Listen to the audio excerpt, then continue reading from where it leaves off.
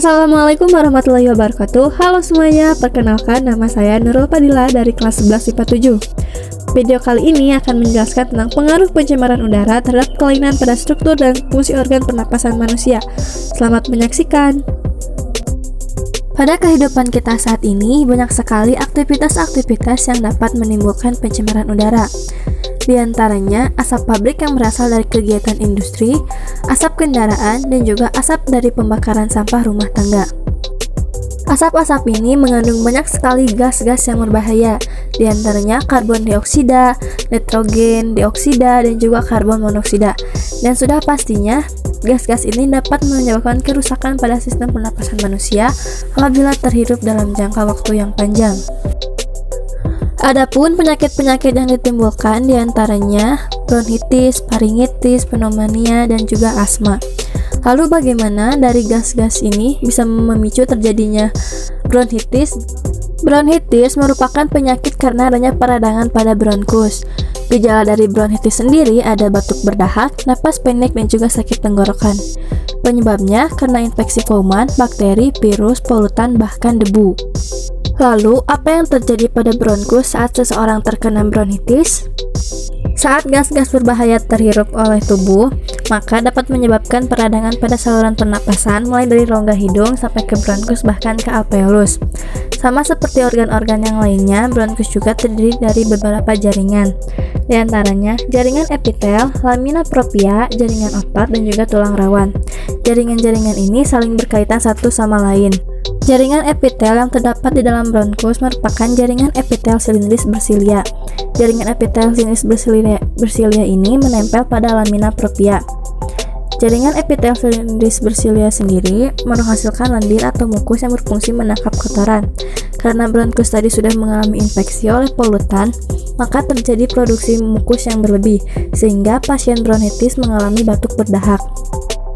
Mukus-mukus ini juga dapat menghambat saluran pernapasan pada bronkus sehingga karbon dioksida yang bertukar di alveolus sulit untuk keluar. Lalu kenapa oksigen bisa terhirup sedangkan karbon dioksida sulit untuk dikeluarkan? Penjelasannya seperti berikut ini. Misalkan ada sebuah sistem pernapasan manusia, kita perbesar di bagian bronkus. Saat kita menghirup udara atau berkontraksi, maka akan terjadi pelebaran atau pembesaran paru-paru dan juga sistem pernapasan lainnya termasuk bronkus. Tetapi pada saat kita mengeluarkan udara atau berelaksi, maka akan terjadi pengecilan paru-paru dan juga pengecilan bronkus.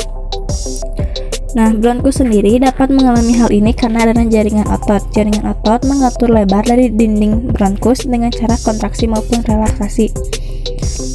Dan juga dibantu oleh tulang rawan yang memudahkan gerakan pernapasan. Pada penderita bronkitis, karena bronkus mereka mengalami inflamasi atau peradangan, maka terbentuk mukus-mukus yang berlebih, sehingga mukus-mukus ini yang tadinya berfungsi menangkap kotoran malah bisa menghalangi jalur untuk karbon dioksida dan juga oksigen. Bisa digambarkan di sini, yang bulat itu bronkus dan yang merah merupakan inflamasi dari polusi udara yang ditimbulkan. Dan juga yang kuning merupakan mukus-mukus. Pada penderita bronkitis bisa dilihat saat mereka berkontraksi, masih ada sedikit jalur untuk oksigen masuk, walaupun ada mukus-mukus yang menghalangi.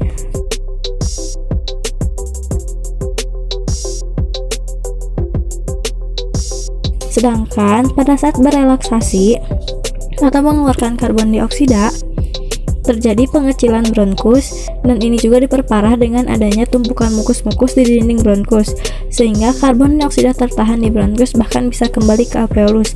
Ini penyebab kenapa penderita bronkitis mengalami napas pendek.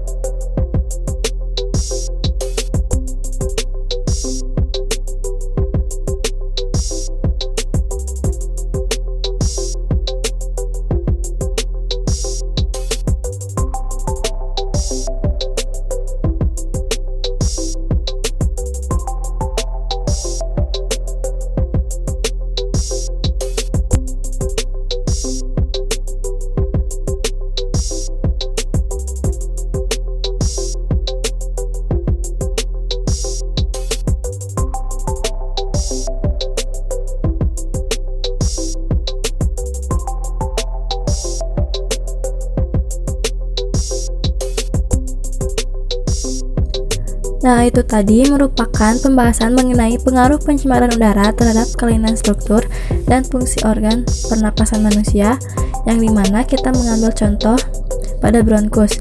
Saat bronkus mengalami kelainan struktur yaitu pada jaringan epitel, maka fungsi bronkus sendiri tidak bekerja secara sempurna.